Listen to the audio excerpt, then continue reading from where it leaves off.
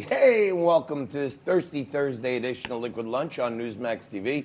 I'm John Tobacco. We're coming today as we do every single day from noon to 2 Eastern from the Question Tequila Studios. We are in the downtown Liquid Lunch outpost for Newsmax. And before getting into a great Thirsty Thursday, I'm still recovering from my birthday celebration last night. I want to thank everyone who joined us. I'm going to personally thank everyone who did not join us, although they were invited a little later on in today's show. We're going to point those out, Frankie. Absolutely. You put together the list, the testimonials for me yesterday. That's some outfit you got on. Where are you going after the show today? I'm not going anywhere. My mom, who is one of our, if not the most loyal viewer, bought me this beautiful coat. That's very nice. It's kind of like a velvet tuxedo jacket, like an old school crooner's coat. Wow. So I wore it. As one of my favorite birthday gifts. Thank you, Mom. That's very nice. She also bought me two neckties, but you took one of them. I absconded with one. And that's why I'm without a necktie today. There you go. For Pat wondering where that necktie that she purchased me is? Lots of great things happening in the markets. We'll get into the swamp creatures and what happened yesterday with the impeachment down in Washington. But Dow is up over 100 this morning, still well in the black. I sometimes say it's in the green because on my phone, if it's up, it's green. If it's down, it's red. But Frank usually corrects me if I say in the green. So it's in the black or the green, however you want to look at it. But the markets are quite certain that good things are happening on many fronts. And also, I've talked about this many times, but markets hate uncertainty. Like, are they going to impeach him? How long is this going to drag out and all this other stuff? There's a certain degree in certainty in the impeachment starting. They voted on it. Now they're going to hand it over to the Senate. The Senate's going to squash it. And as I've been saying, I think any good news out of the China trade talks and some more certainty with the impeachment coming to an end will probably rocket this market to somewhere in the 30,000 range, Frank. I'm thinking the markets are in good shape. You know, whatever's happening politically or in the world, it doesn't seem to be doing much for my overstock stock. No, your overstock stock is down. My stocks, other stocks go up. They go down. Overstock. I bought it here. It's just since my departure, the stock has performed miserably. But I know management, I guess, is working hard. I'm still a big shareholder, and the confetti is still coming down from last night's show. That's amazing. Did you think that was a moth? What was that? That was the celebration for Overstock. My One goodness. piece of confetti falling from the sky. So. Impeachment is that's what we got to talk about. Word. We have no choice. Do we? You know what? We have to. Not only do I mean, look, I get it. It's only the third president in history ever to be impeached. And by the way, you can look back at the other two presidents that have been impeached. Both of them turned out just fine. What happened to Andrew Johnson? He wasn't removed from office either. And then after his presidency, he got elected to the U.S. Senate, and he sat in the very same body that tried him and almost removed him from office by one vote. Bill Clinton, after he got impeached, his wife got elected to the U.S. Senate. His wife got appointed Secretary of State. He's making minimum $250,000 a speech. He's written a couple of books. He's got this new vegan diet. He's in a healthier place. A bunch of Russian wealthier. oligarchs gave him like $10 million when Hillary was running the State Department. I mean, he did pretty good. Well, exactly. So impeachment doesn't seem to have hurt those guys. But when it comes to impeachment, I think we all need to calm down a little bit. That is precisely what I'm speaking, frankly, about.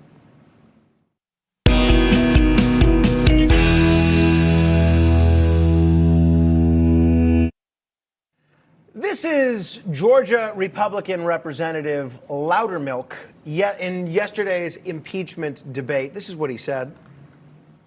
Guarantees the right of the defendant to face their accuser. But not only have the Democrats prohibited Republicans and the president from questioning the so-called whistleblower, his identity has been kept secret.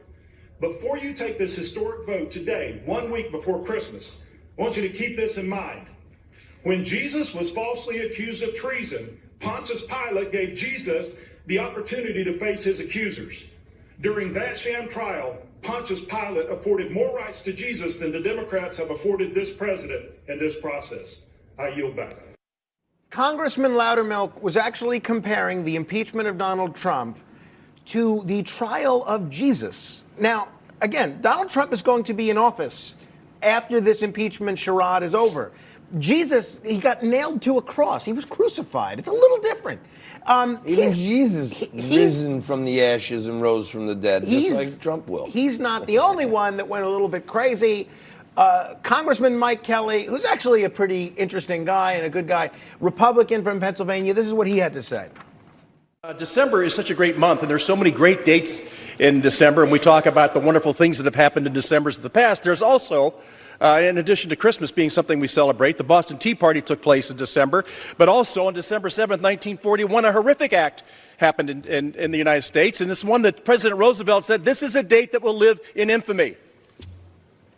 Today, December the 18th, 2019, is another date that will live in infamy.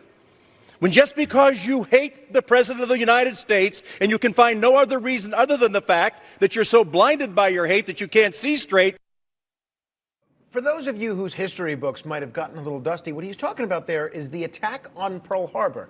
Now, don't get me wrong. I'm not at all for impeaching the president. I think it was foolish, and I applaud the 2 Democrats that voted not to, or 2.5 Democrats, and the one that chose to vote present. But this is nothing like Pearl Harbor. Pearl Harbor was the impetus for American involvement in one of the bloodiest wars in world history, certainly the bloodiest in the 20th century. And to compare a political act, which is all impeachment is, to the trial of Jesus or the bombing of Pearl Harbor, guys, let's get some perspective. They're politicians. You don't like the decisions they've made? Vote for somebody else. You know, when Herod and Pontius Pilate was making their decisions about what happened to Jesus, the Roman citizens and the people in Galilee had very little recourse in terms of the electoral process. When the Japanese bombed Pearl Harbor, that was pretty serious stuff. It was not something that was going to be healed with an election. So people on both sides of the aisle, and I'm so glad we had David Pietruzza on talking about the Christmas truce of 1914. Christmas truce for us. Yeah, you know, people on both sides of the aisle, you need to chill out. Once you start invoking Hitler or Stalin, as some of the president's critics do, or Jesus or Pearl Harbor, as some of the president's supporters have done, you've gone too far. Take a step back. They're politicians. Politicians debating about stuff. One step back. Exactly. You know, let's take a step back. It's getting out of control. Maybe a nice Christmas truce. Now, okay, they voted on it. It's not going to go to the Senate until 2020. How about a truce? You know, let's get the USMCA done. You know, let's make believe it's good for a few days. Give the president a break. I don't know, Frankie. I think it would be nice.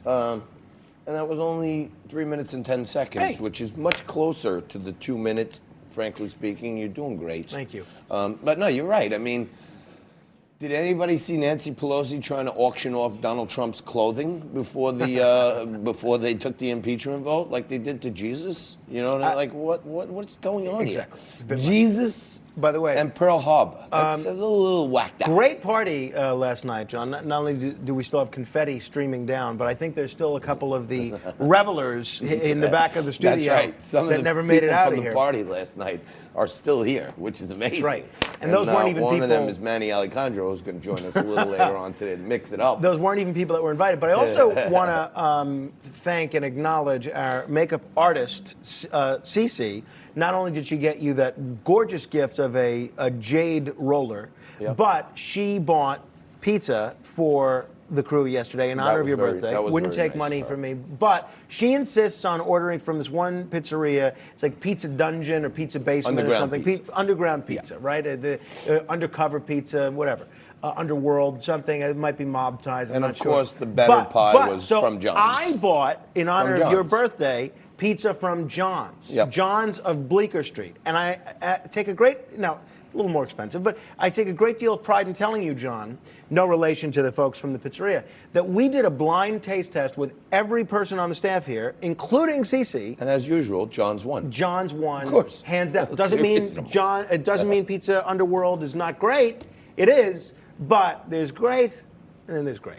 All right. Great. Not great. Congratulations to John. I want to throw in my 2 cents today on a continuing investigative story that I've been covering. You know, back in June, I pointed out to you while, you know, the government and Donald Trump are focused on China and how they unfairly devalue their currency, how they're killing us on trade, how they pollute. They have unfavorable conditions with almost free labor.